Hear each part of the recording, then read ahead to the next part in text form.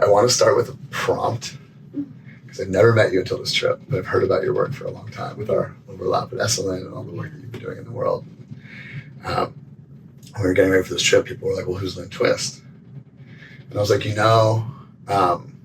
that story where like the person like sells their company and then they go down to the Amazon and they meet the tribes and they have this big experience and then they give all their money to protect the Amazon and people are like, yeah. I'm like, she invented that. Oh, yeah, you told me that. I was like, she invented bringing wealthy people from America to the Amazon, giving them an experience and then getting all their money to save the Amazon. And I was like, not only did she invent it, she literally wrote the book on it.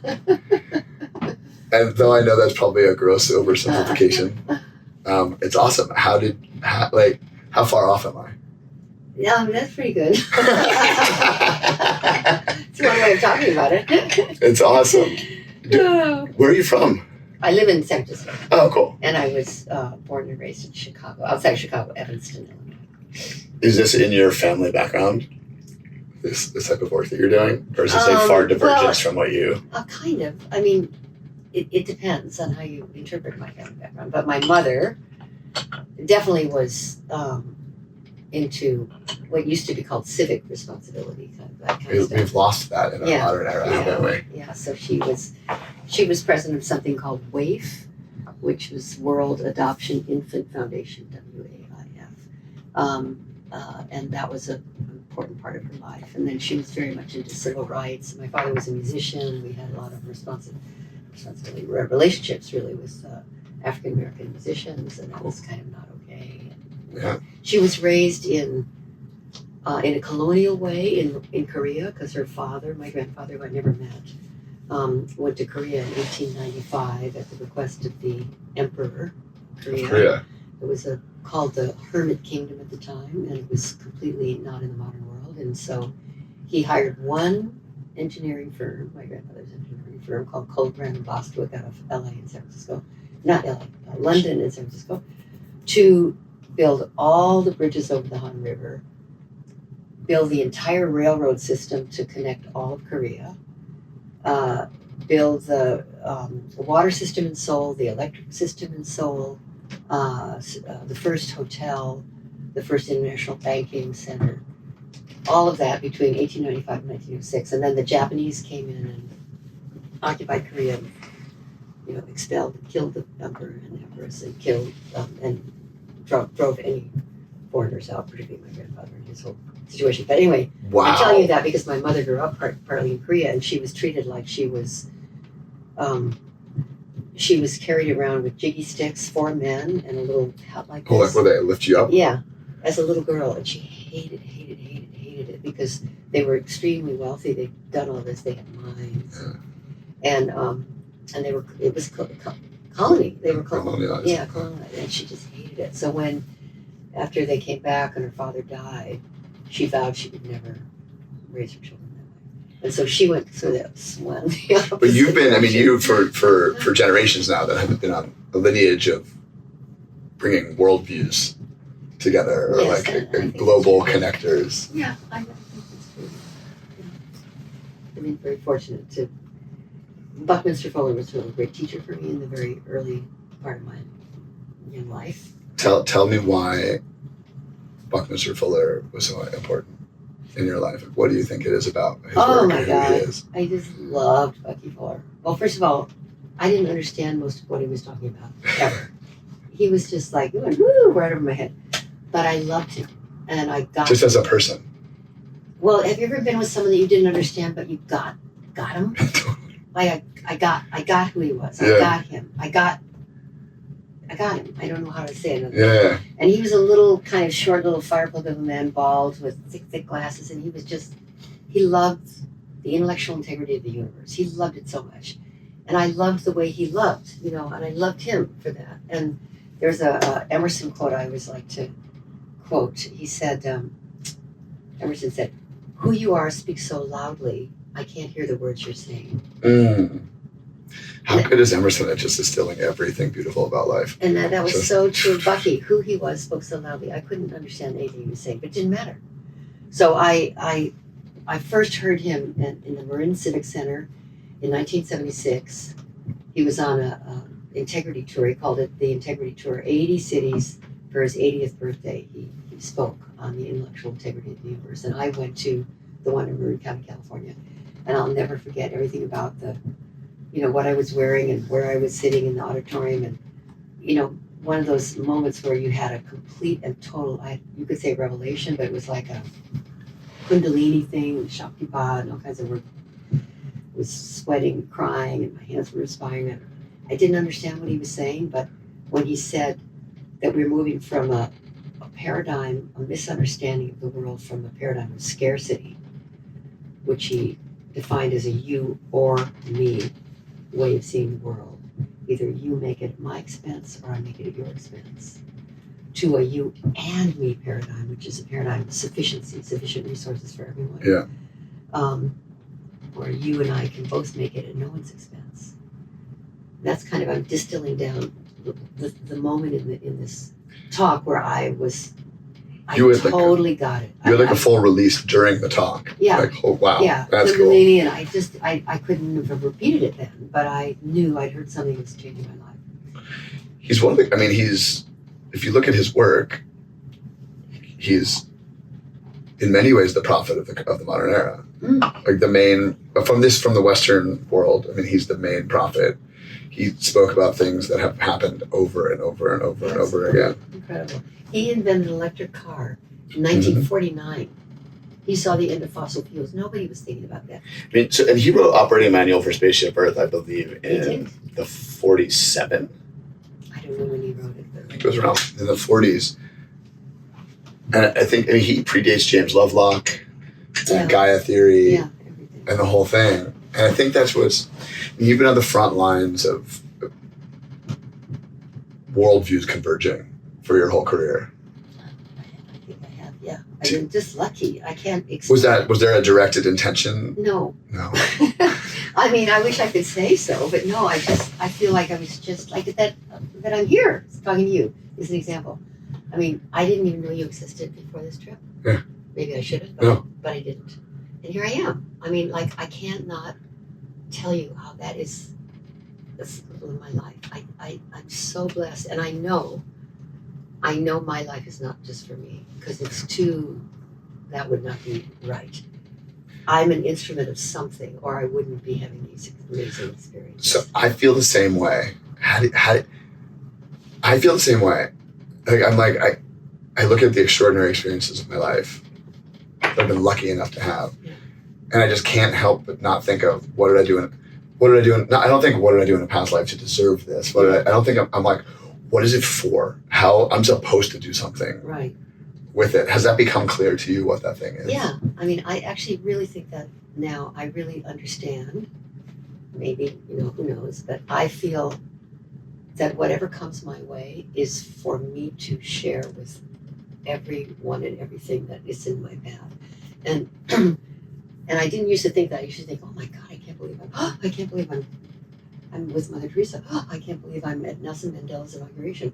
I can't believe but now I realize, no, something about my destiny, and it's a big responsibility. It's not exactly, just luck. It's a responsibility to have these kind of experiences and know that they're definitely not for me, but I'm somehow a communicator of them in a way that's useful to other people who maybe will never have these kind of experiences. So that's a privilege and a responsibility, not an obligation, but a real blessing. And I bet you think that too. I do think that too, and I fought for years. I fought against it for years. Where I'm like, no, that's just your ego talking, Zach. Like, you're not different. You're not special. You're not you're just like, you think you're having, so you're supposed to do something with it. I'm like, so is everybody. But more recently, I'm like, no, this is to share. And I think what a lot of drives me is coming together of worldviews into what Mike Murphy and those guys call like a global panentheistic worldview, where we're able to see all the major belief systems, not even major, but all the belief systems of the world and see their deity and see their truth and exist in a world where we subscribe to all of it. And see, the analogy that I have is I think I said in the session, the 5 blind men who touched the elephant. Yeah, that was great. They all open their eyes. They all see each other. They all see that there's a truth. They all see something bigger than them. They all know that everyone's attracting it. And I think one of the major things that's happening in the world today is indigenous wisdom coming into the West. As you see from both ends, you see like the Eastern theology and worldviews and the indigenous worldviews all converging in this love it or hate it great melting pot thing that we have called America. That's this amplifies it out, but I feel like it's working, right? Well, yeah, contrary to the evidence, I think it is. But it's like if you look underneath, on the surface, it's a mess. It's angry. It's nasty. It's mean. It's divisive. It's confusing. But if you look underneath, one of the things that is so powerful is to realize that the media is totally focused on and addicted to pretty much negative news. But the undercurrent underneath everything, for example, with the climate crisis, I mean, it's huge. It's just monumental. It's bigger than anything any generation of humankind has ever seen. At the same time, underneath the terrible, terrifying tipping points are other tipping points in a positive direction, but they're never reported on. When I started working in Africa, I started working with African women in 1983, 4, 5, right in there. And in the year 2000, there were something like, I won't get this exactly right, but something like 27 wars in Africa, or maybe it was 37. Now there's 6. When I started working year 2000 is a marker for me because so much has changed since then. We're 24 years into this first century of the third millennium. That's what I call it, to give us the space to look at it from the big picture, as Bucky would do. But when you think about at the beginning of this century, something like 17%, this isn't exactly accurate, but of African women and girls were literate. Now it's 86%. Something like 11% of rural farmers had access to clean and safe water. Now it's something like 88%. These are things that have happened in 24 years, which is just staggering. But we don't hear about that. I believe we're living in a renaissance. Yeah, I think so too. Yeah. The last 2 talks I gave were waking up to a global renaissance. I agree. And I compare and contrast this moment in time with the Italian Renaissance in Florence, and the converging of worldviews and ideas, and the converging of cultures, and the invention of the printing press and communication technology, right? Medici's financing a bunch of stuff. And we have that. We have these crazy billionaires financing insane projects. Yes, we have right. the invention of the greatest communication technology platform ever released on the planet. Yes. We have structuring, and you can get any information that's ever been written for free in any language. Anywhere in the world. Forever. Instantly. Forever. Yeah. I mean, and you can talk to anyone, anywhere, at any time, in any language, for free. Just the idea that things won't become different because of that is absurd. Yeah. And the idea that they won't become better is absurd. Yeah, right. I agree completely. Peter Diamandis has if you come across Peter Diamandis' work, he has a frame on it where he says, as our microscope for finding problems gets better, our microphone for amplifying them also gets better. So we find these tiny things and make them really loud, not to downplay what's happening to these people who are having not to downplay, for example, Gaza, but it's a very small number of people compared to what my ancestors dealt with. My ancestors dealt with world wars where there were millions of people dying per month. Yes. Not very long ago. And even Vietnam, where there were millions of people dying. And each one of these ended because of communication technology. Like World War II will never happen again because of the atrocities that we were able to witness. Vietnam will never happen again because of the television. Gaza will never happen again because of social media. And they're progressively much smaller problems in the scope. And we have more people. Yes. Yeah. It's wild. We started working on ending world hunger in 1977. There were 4.3 billion people on this planet. Oh my God. The number of deaths per day were 44,000 children under 5. 44,000 people, mostly children under 5. So 4.3 billion people, 44,000 deaths a day. Now it's 8.3 billion people, almost double, and it's down to 12,000 people a day that are dying of hunger and starvation. And that's not even in your lifetime. That's in like part of your professional career. Yeah, and that is a huge change. I mean, and that's no insane. One's reporting about that. That's incredible. Isn't that incredible? So how does it feel to have been at the front lines of hunger and of literacy and of giving underprivileged people opportunity and of protecting indigenous rights and protecting to be at the forefront of these like major world issues, and to see the extraordinary advancements and successes? How does it feel to see the news? The news. The news today. Oh, it's so. I don't really watch it. That's why I deal with it. I don't get much value from it. I mean, it's not that I'm totally oblivious, but I don't. My husband Bill, he reads the paper cover to cover, Wall Street Journal, San Francisco Chronicle, New York Times. So if I need to know something, I just ask him. And I listen to NPR, National Public Radio. But I don't really engage that much in the news because to me it's too jarring, and it's so far afield from what I think is really important. I do think it's important that mass incarceration is the problem it is. I do think it's important that Black and brown people are just being crushed by the police. I do think the immigration situation is just horrendous. I do think all of that. I pay attention to all of that. I'm not saying that's not important. Of course. I'm just saying the way things are reported actually is destabilizing and debilitating rather than inspiring and motivating to do something about it. So I'd much rather learn about it through the Sierra Club or through Van Jones's organization. I love Van Jones. Dream Corps. I'm a big close friend of Van's. Or Zach Bush. I'm on his board. Places where I know the information is coming from people who are doing something about it rather than complaining about it. And then you have access. And there are, I was asked a long time ago, and a friend of mine said, any problem that you want to solve, anything you think is horrible, just go find the people that have been working on it for the last several decades and help them. But there's nothing new that you need to solve. There's been everything that exists as an issue has been being worked on for decades. Oh, that's beautiful. Who said that? Do you know Josiah Kane? No. Josiah Raisin Kane? He taught at SL a bunch. He's a permaculture teacher, but he's also a permaculture teacher is the context I met him, but he's also a Harvard-trained civic engineer and landscape architect. And so he did the science building, the roof of the science building, the roof of the Google complex. He does the living roof. He started like a living... The science building in California Academy of Science. Was that? Oh, he did? That living roof. Oh, that was his first big demonstration project. He was like, you can be a hippie, but you got to show up with like a Harvard stamp. Yeah. And they'll pay attention to you. The guy just put a suit on and they'll listen to you. Man of Gandhi. Yeah, totally. He's got to put a suit on and they'll pay attention, wear their outfits. Yeah. Oh, wow. Huh. Cool. You've written these incredible books. Just 2, not that many. I mean, Soul of Money is legendary.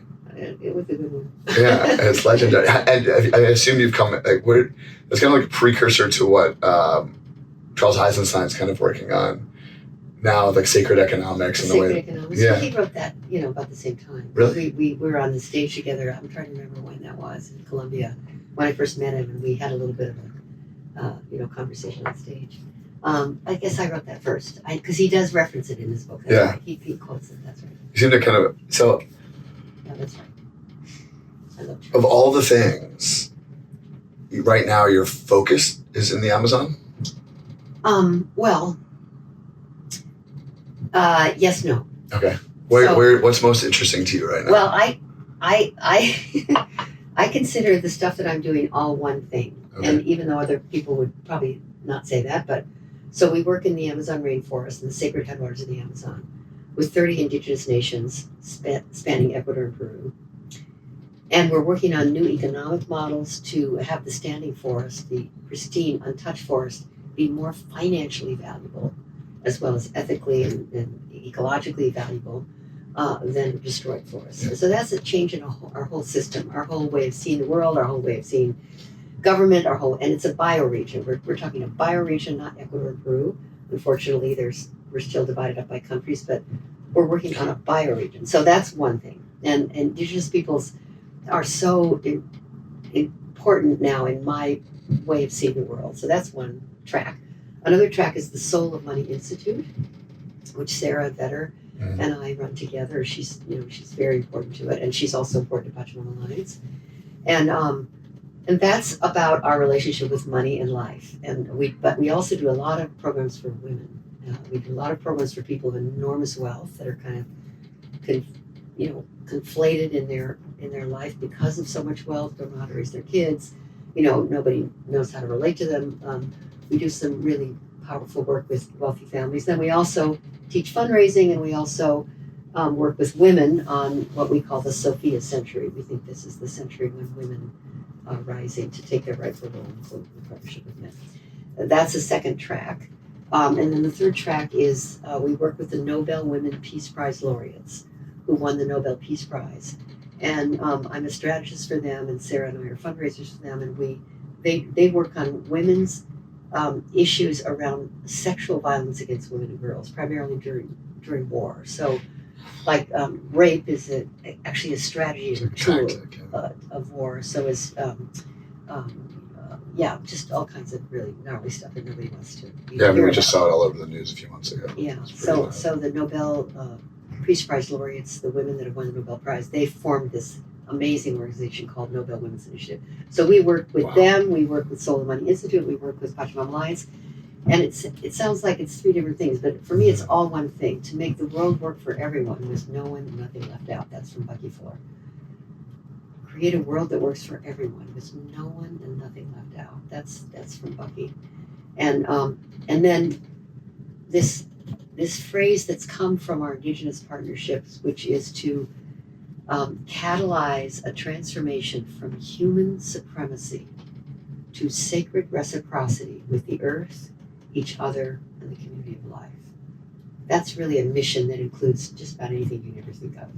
So if the mission is large enough, it's all one thing for me, and then there's different tracks of how to address things.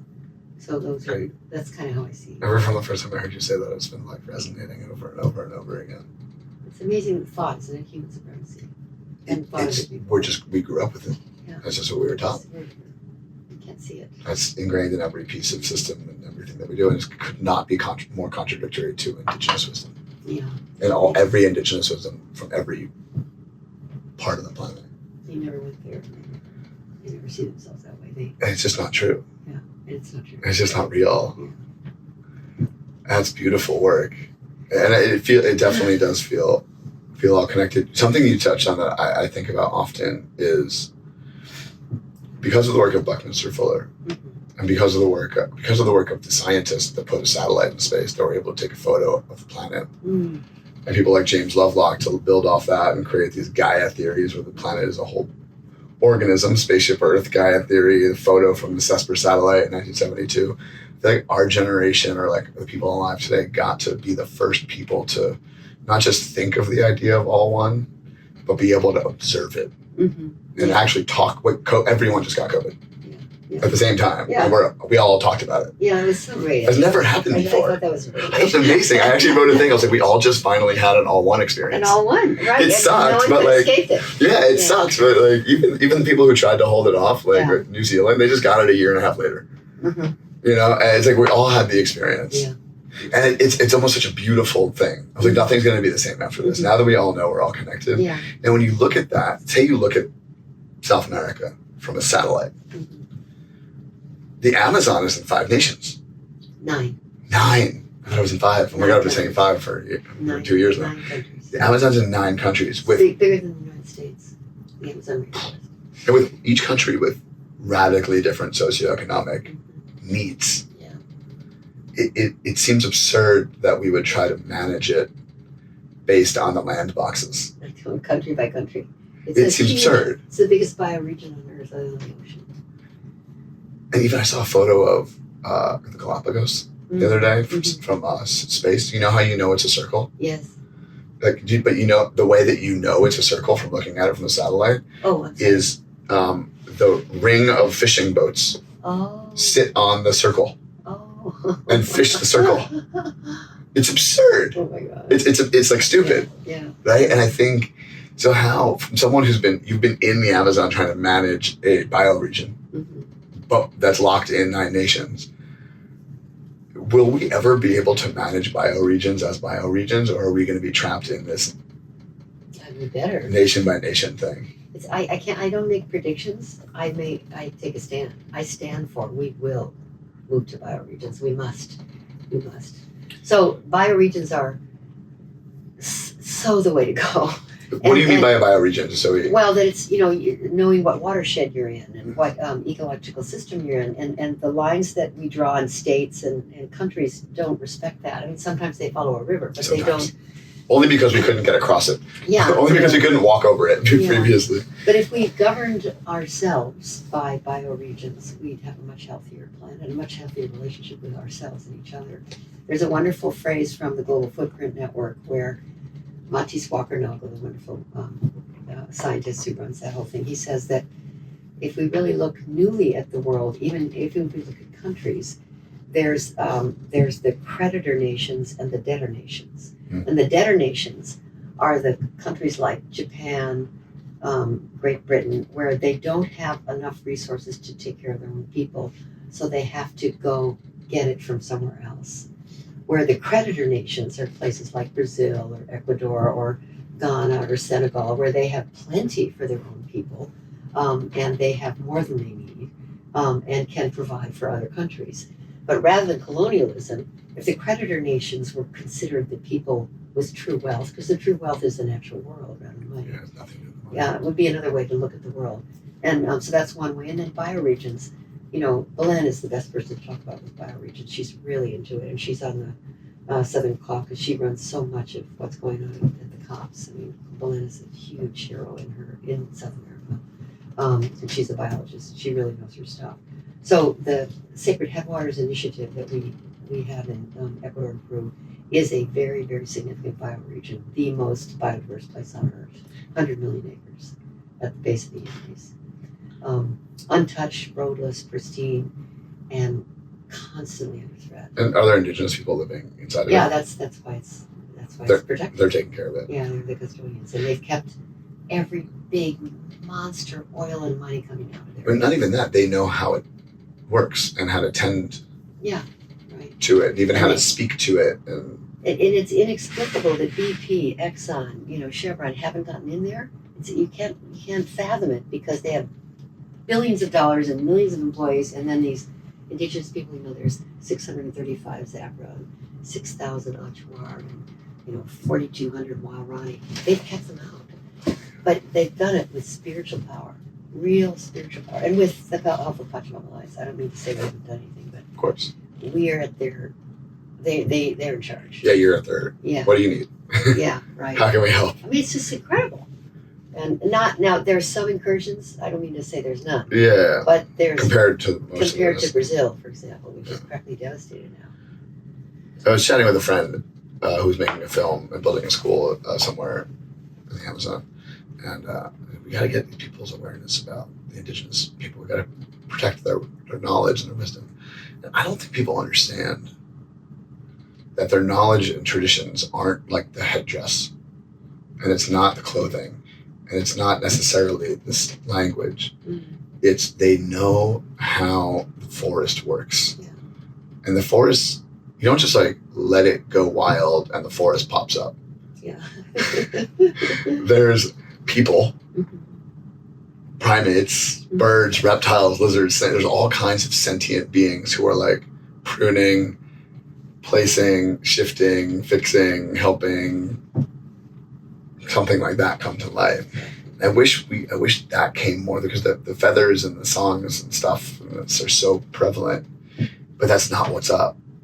Well, ceremony. You got to keep them there. Yeah, ceremony is very important for them. That's one of the things that has them be so wise, because they don't live in the forest; they are of the forest, and their ceremonies are like prayers to. Stay connected to the spirit of the forest, which is their mother. So it's important to maintain those traditions, you know, the feathers and the. Of course. But we I didn't mean to downplay those. I don't mean to downplay Yeah, those things, but but I they're not the main thing. Yeah, They're- well, that's true. Their knowledge, their wisdom, their ancient ways. and they get it through doing these ceremonies. You brought, I don't know how many people to ceremonies in your career, but nowadays everyone's drinking ayahuasca, right? Like it's like very of the moment. Thank you. Thanks. But why did you feel like that was so important, and why do you continue to think that that's such so important? Well, I didn't know anything about ayahuasca when we first went there. Like, I didn't know what they were giving us. So it's not, it's all because indigenous people, ayahuasca is their grandmother. So they listen to her. And when we're doing planning with them, you know, what you and I would call strategic planning in our part of the world, we do it with the plant medicines. So, you know, we don't do anything that we haven't, with them, that we haven't engaged in the dream world.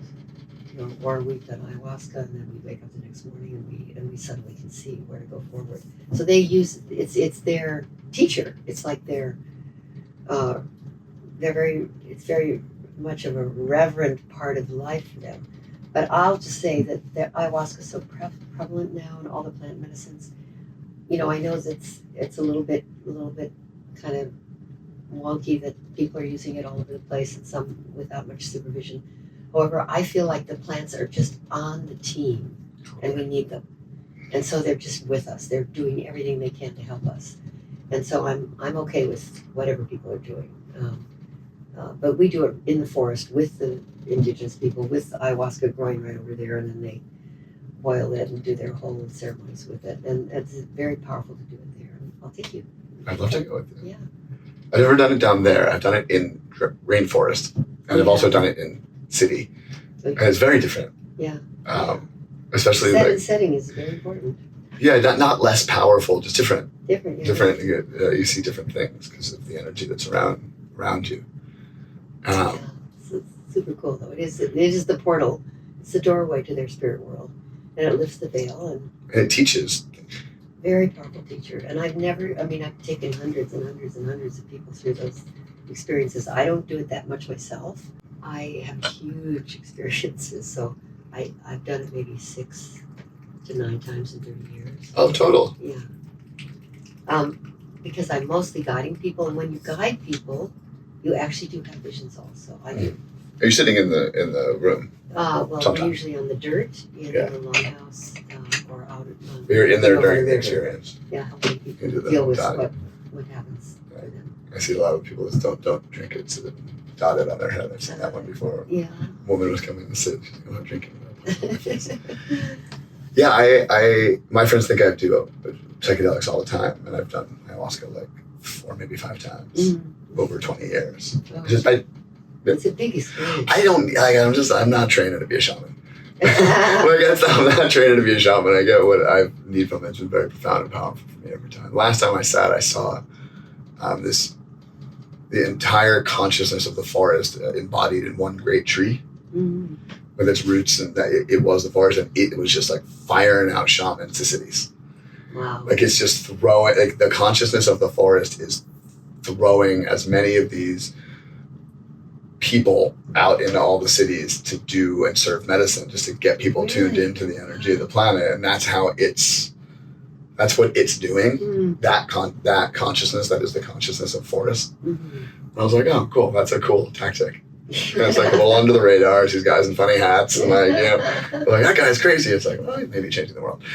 It's changing everyone's perspective and their story. But it seems like, in the 60s, we had this, like everyone was like, if we give everyone psychedelics, it'll fix everything. Well, we're certainly giving a lot of people psychedelics now. Yeah. It's a net, I can't hurt, right? That's part of the process though, but I don't think it's the whole story. It's so interesting. In the 60s, I was, in college then, and people were... I'm so jealous, by the way. Terrified about the Vietnam War, and people we knew were dying over there and coming back completely screwed up. And everybody was against the war, it seemed like anybody I was around. And the first 3 years, it's just important for me to remember that President Kennedy was killed in 1963. So he was a huge hero for my generation. and then Malcolm X, and then Bobby Kennedy, and then Martin Luther King.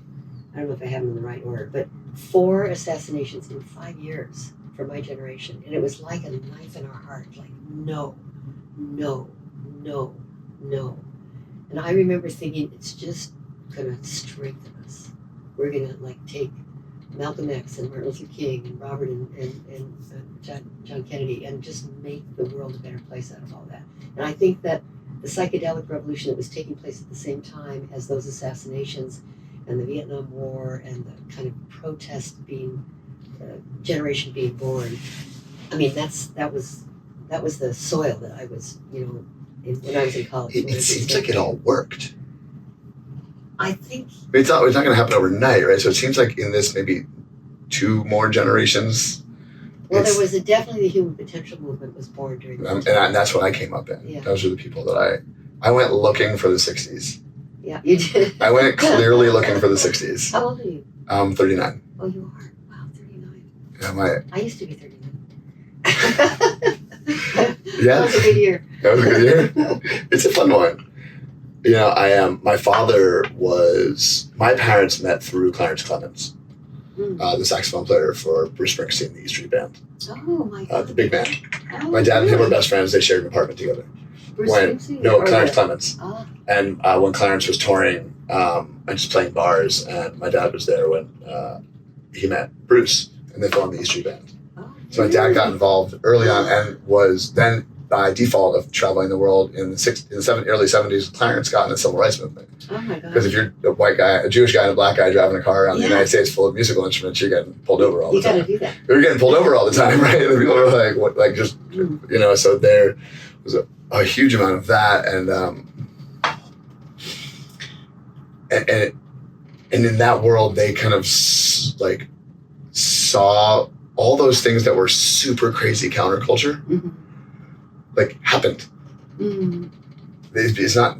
It's so weird to say right now that not very long ago it was strange to see black people and white people playing music I know, together. isn't that amazing? Like in my dad's lifetime, and not even a whole of his lifetime, like a small part of his lifetime. My dad also was a musician, It's and he was the big band leader during the big band era before television.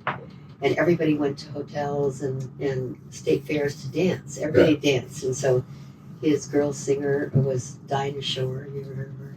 Yeah. And Rosemary Clooney and That's so cool. Andy Williams, and they weren't as famous as the band leaders were. Yeah. And then my dad was so, so admiring of Louis Armstrong and Duke Ellington, and that was his era. So we were lucky enough to know those people, but there wasn't a crossover. There was no crossover then.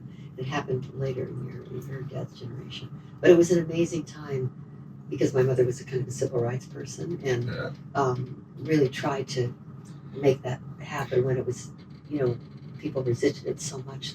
How do we let everyone know it's working? Like it feels The like world is working. when I saw, because of the background, when I saw, the reason I was in the 60s is obviously my parents' stories, but like what was the 1960s countercultural movement? There's this concept globally that it didn't work. Mm-hmm. There's this pervasive idea it stopped. But I think it turned into computers and the internet. And the goal was to create a system that makes the old one irrelevant, that connects the world, that brings everyone together, like Bucky said, that brings everyone together, that allows us to get all the information and gives access to people. And we did it. And if you look at what's the result of that, now everyone's doing psychedelics, everyone's meditating, everyone's studying Eastern religion, indigenous cultures are becoming coming to the forefront, shamans are rock stars, right? And shouldn't we be happy?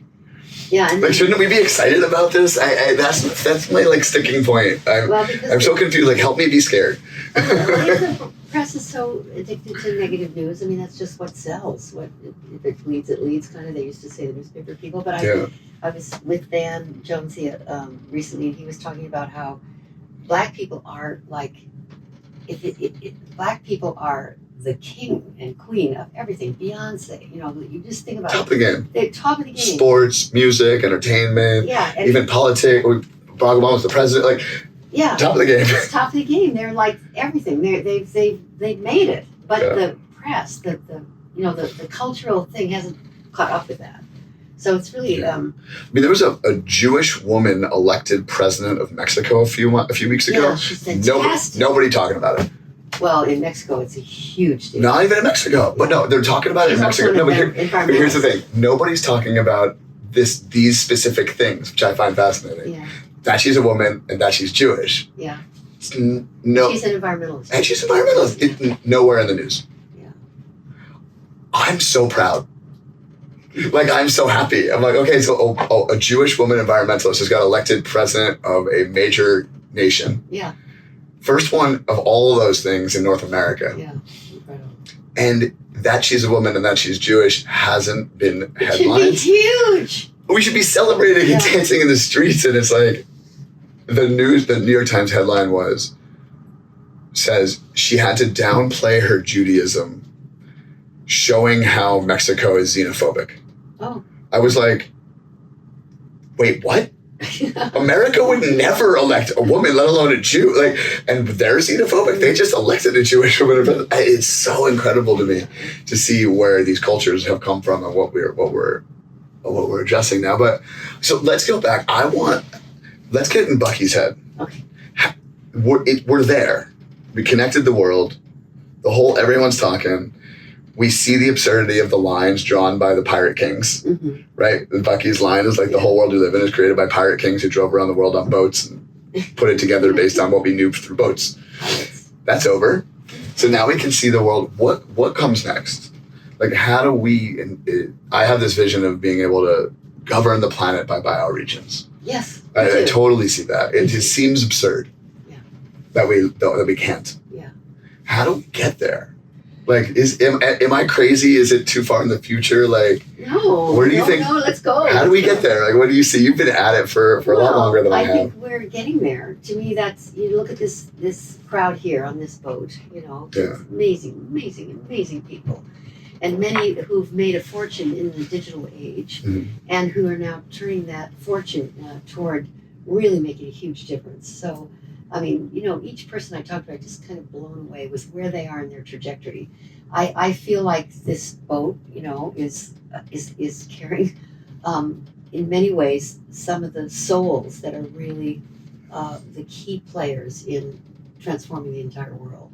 And, maybe that's a little bit grandiose, but I don't know. I don't think so. I think there's There's lots of boats like this right now. Yeah. Right. Also, Yeah. at the same time, not physically boats, I but don't mean like, this is the one and only. But I mean that there is this movement now. There's a movement. We just did the symposium today. You were there, right? Yep. When Paul Hawkins says the civil society movement is way bigger than World War I or World War II. It's the largest participation event in human history. Civil society, millions and millions and millions of organizations with hundreds of millions, in fact, billions of people at work on transforming the world. I just want them to work together. I just want them to work together because otherwise you have nonprofits fighting nonprofits for funding. But we're working on that. I love the reaction to the statement. Florence in the 14th century, the idea was it was a closed container, right? Kind of a closed container. So families like the Medicis and the great families that came up during that era, their thought wasn't, have I extracted enough wealth, but have I poured enough of it back in to make it more so I would become more? Mm. It was very reciprocal. They weren't putting their tax money elsewhere. They were pouring everything back into Florence. Mm-hmm. Because the more Florence got, the bigger they got. Mm. Civic responsibility at its finest, right? Mm. And it created this era that we still talk about today as the Enlightenment, the Renaissance. Today, we have the greatest wealth creation of the most powerful people that have ever existed on the planet. But we also hit the end of the concept of, like, those people are not patriotic. Those people don't think that America or any one individual nation is a good steward of their resources and is achieving their values and their goals. So they all hide their money and they're trying not to pay taxes. Elon famously states, I'm a better capital allocator than the United States government for human civilization. We don't need to debate whether or not he's right, but like that sentiment exists. My theory, if we can come up with something that is post-national, Mm-hmm.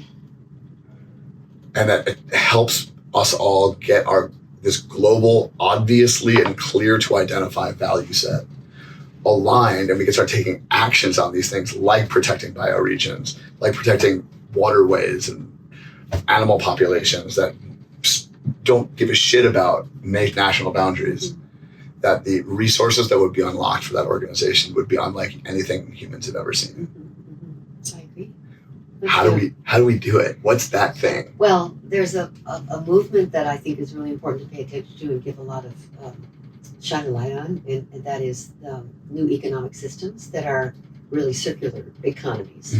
Like if you know Kate Raworth's donut economic system. I read that book. Which is really a brilliant way of looking at nobody falls through the middle and nobody gets too wealthy.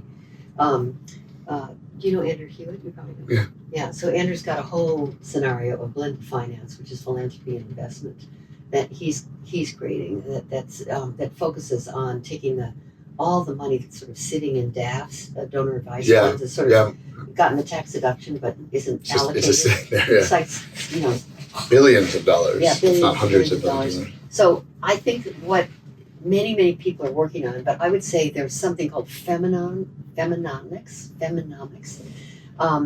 that women have and it doesn't have to be just women, but the yin way of looking at money and having it flow. The money is like water. It needs to flow. It needs to move. It can purify. It can make things grow. It can it can cleanse. But when it's hoarded and held, just like water, it becomes stagnant and toxic to those who are holding it, and they can't see any longer. Or blood has to flow, or if it clots, it can kill. So what we need to do is have money move. No one should be holding it. We shouldn't have that kind of wealth. It's not. It's unhealthy for everybody, but particularly the people who hold it.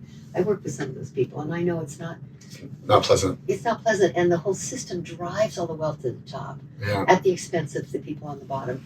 And it's not like the wealthy people are bad and wrong. The whole system forces them to be that way.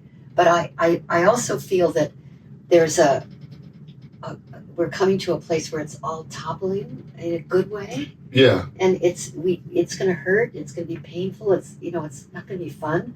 But I think we need to just let it fall apart so we can recreate from a whole new context. I just want to pledge allegiance to something that's not a one piece of land of the planet.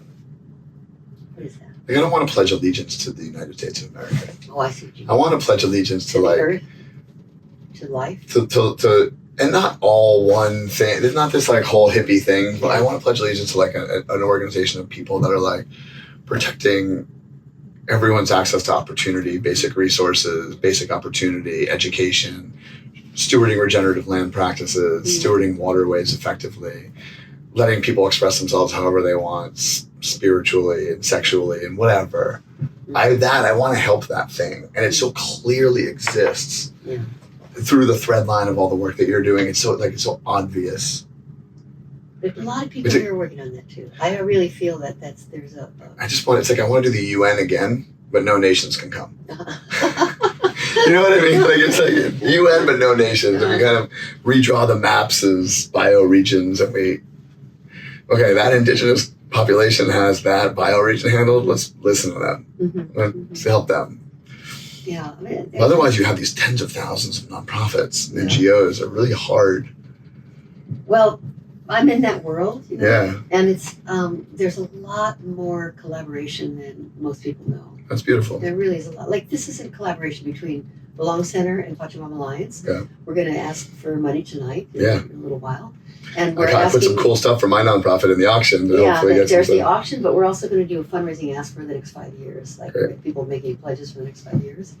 And so that they see this collaboration between these two organizations and an alliance of alliances.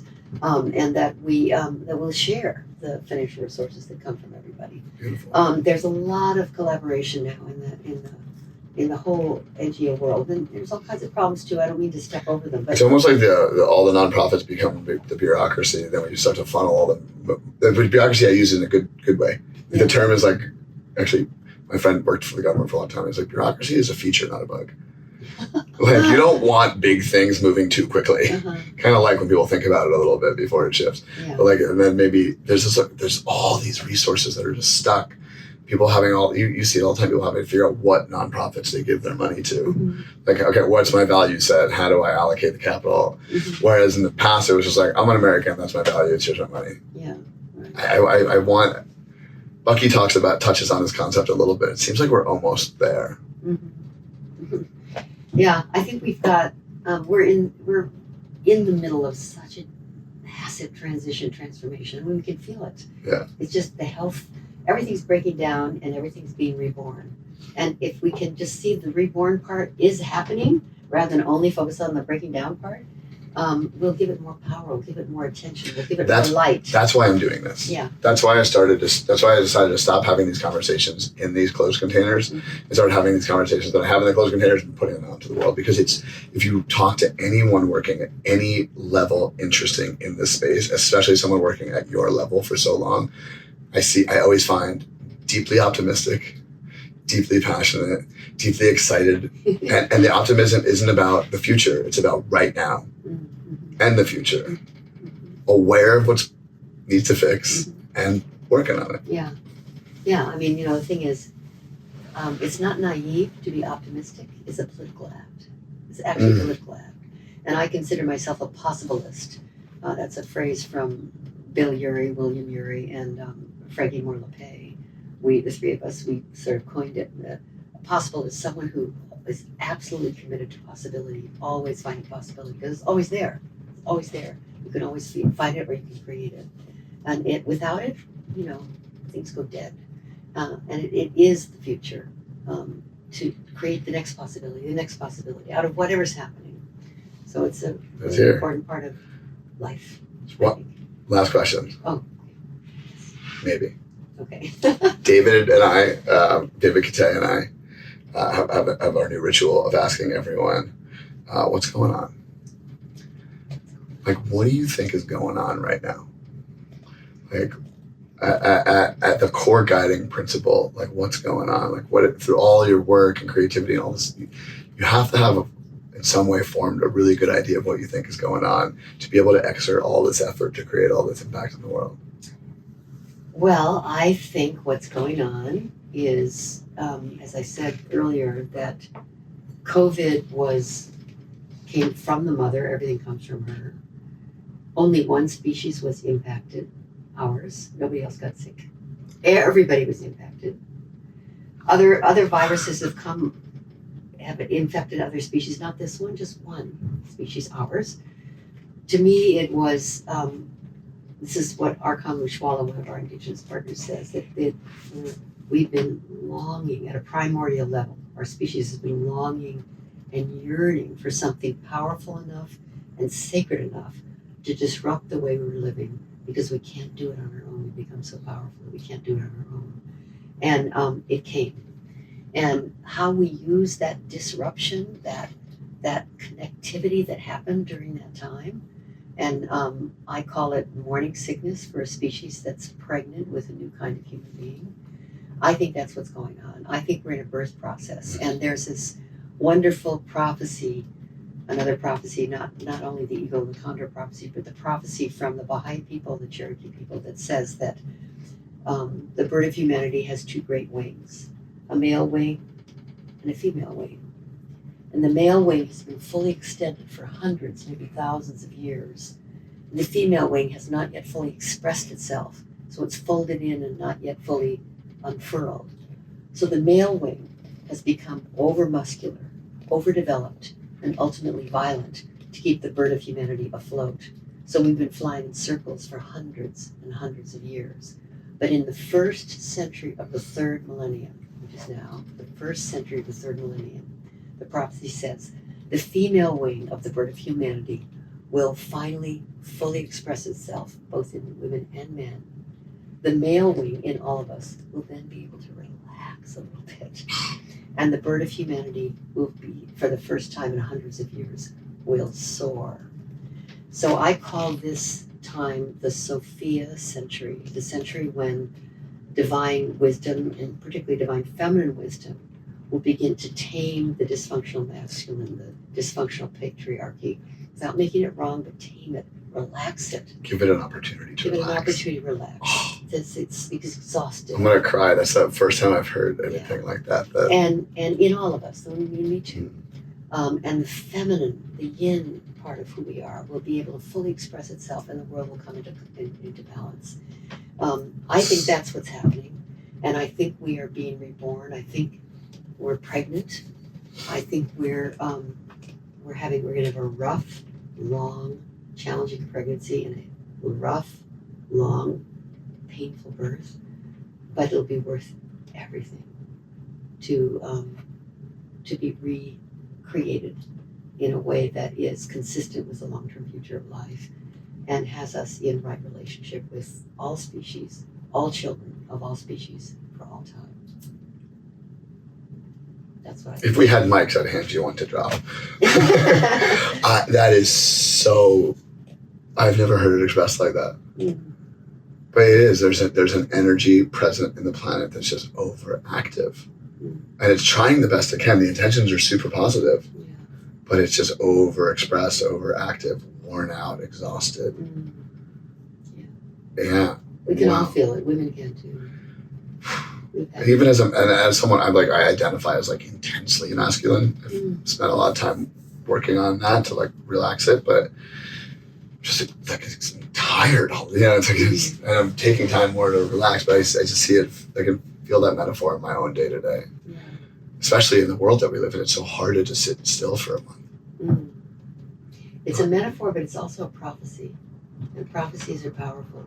No one can prove that they're true or false. But they're powerful.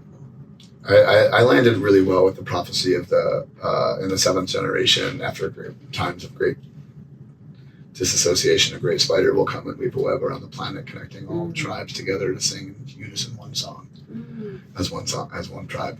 And I'm like, it's now. Yeah. We have this internet thing. Everyone can talk. It's starting to come together. It feels pregnant. Like since 16 years old, when I first really got attuned to what was going on, I'm like, oh, it's gonna happen soon. Like it's coming. Like we're in this moment where it's all changing, whether you like it or not. Yeah, it is happening. And to everyone who says what about all the fundamentalist resurgence, that's what happens. Yeah. Anytime great change happens, there's always a swing towards fundamentalism, and people try to hold on. It washes over them. But it's beautiful. There's another metaphor I'll just share, and then maybe that's it. We can keep talking as long as you want. Brother David Sindel Ross is one of my great teachers, and he's 98. He's 98 in July 18th, he'll be 98. And he says the open hand, the posture of the open hand is the posture of the hand that gives, and the open hand is the posture of the hand that receives. And it's when its fingers start to curl and grasp that begins the formation of the fist. And that's the source of all violence. He's amazing. And what we need to do is just give and receive. Open our hands, let go. And that's been everything I've learned about life is the more I let go, the more it all becomes incredible. Right, yeah, it's amazing. I just got to spend a day with Mickey Singer. Have you met this guy yet? The Untethered Soul and the Surrender Experience?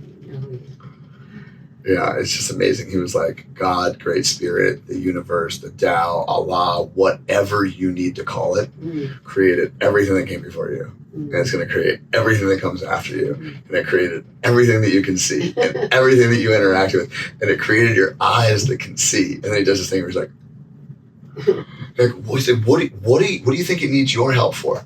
You think it needs your help to make a decision? You think you're gonna you don't even? I'll give you an entire lifetime, an unlimited amount of resources. Make a tree. Yeah. He's like, let go. It's beautiful. Just get present, pay attention, see what comes in front of you, and do your best. Just be a good person. It's so simple when you look at it that way. And all the great teachers always talk about just letting go, whether it's surrendering to Jesus Christ as your Lord and Savior, meditating and becoming present, surrendering to the Tao, whatever. It's just like, let go. But that's yin, that's feminine, that's not do, masculine, create, blah, blah, blah. Yeah. Where's it coming from next? If you had the 1960s movement, and we had Bucky Fuller in the 1960s, and we had the Love Revolution with the Beatles and all that, and then we had this great human potential movement thing that you were deeply and intricately involved with. A lot of my teachers were. where's the next? I mean, I went to Esalen. I was like, if I go to where it was, I'll find where it's going. That's why I showed up at Esalen in my early 20s. I was like, I think it's at Esalen. I think it's something called permaculture. And it led me on this crazy adventure. But from your perspective, like, where's the... I always said the reason with the cultural movement today, the reason it's hard to see is because you can't go to the corner of Haight and Ashbury. Mm-hmm. It's just everywhere. Mm-hmm. But where do you think is the center of this next instantiation that will kick it over to the next, kick the rock down the road? I'm very biased, so I'll just start by saying that. But I think from Indigenous people, I think they have, Minari says if it doesn't start in the spirit world, it's not gonna come to fruition in the material world. And what that which we want, we can create things in the material world, but if it comes from the spirit world, it's trustworthy. And I really, he's been saying that for years, and I really get it now. There's many ways to interpret what that means to each person who hears it, but to me, you can feel it when it's coming from a different place than your identity or ego or your, drive. When it's coming through you rather than from you, it's more trustworthy, and it's ineffable. I can't really explain that, but the second person I've talked to in 2 weeks that said come through you instead of from you. yeah, right.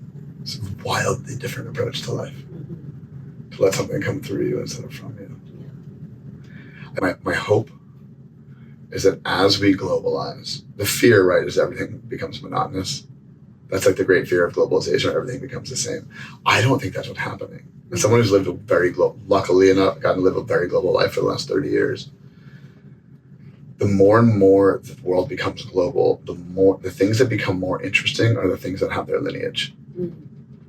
And the things that have their tradition, and the things that have their rituals. And the indigenous people have these things that they've held on to for millennia. Mm-hmm. And I think seeing the rise of the rock star shaman or guru, or these are people that have stayed in lineage and stayed in tradition. Mm-hmm. From the beginning of the time when Eastern philosophy came to the West, these were traditional clothes, traditional teachings, everything, and it became wildly popular. And I think that's a good thing. I think we'll start to see more people like Minari showing up with great relevance in the world. And I think that will give younger indigenous people something to look up to and to live into, see a career in that, see a life path in being a global voice and being a global advocate. How cool is that's a career now? It's also very challenging. When just think about Minari, he's the leader of his people. There's only 635 of them. He has to go home. He has to go home. He has to spend time there. He has to be in his community. And he has to be in the world. Both are true. So it's very challenging. And then he has to be regrounded in what's called a rutum, which is the spirit of the forest, in order to maintain and sustain his deep, powerful connection with all of that. So it's hard because everybody wants him now to go everywhere to all their conferences, and he wants to go, and he knows he'll be helpful, and he's just trying to figure out when and how. When are the right moments to get out there and go? When are the right moments to say? Which I mean, like most people. Yeah, all people. All people have to spend when's the right time to. You're home with your kids, you're out and about. Out doing your work. Making the world better for them, or it's being with them. It's challenging for all of us. It's fun building a new world, though. It is. I think it's the most exciting time to be alive ever. It is. We're so lucky. We are. Thank you, Lynne. Yeah, It's been awesome to have you here. Thank you so much. I was like, I wonder how this is going to go down. I wonder how this is going to land in this whole community. Because I haven't really spent time with Mickey and Radha since they went to the Amazon with you. Or not Mickey and Radha, but Radha broadly. She's the driving force of the ship. I hadn't spent any time with her since she went to the Amazon. She invited me to come on the trip, unfortunately. I know, I saw you on the list there. But you'll come. I will, but and then as soon as we sat down, 190 people, and he just went. Mm-hmm. I was like, oh, well, this is going to unlock something for this community that I don't think anyone knows what they've gotten themselves into. And it really has created a powerful container. And I see more how you do what you do, and the way you do it with ease and grace and playfulness and lightheartedness and seriousness, and it's awesome. I've learned a ton. Thank you so much. It's a joy talking to you, a joy knowing you, a joy collaborating with you. May it continue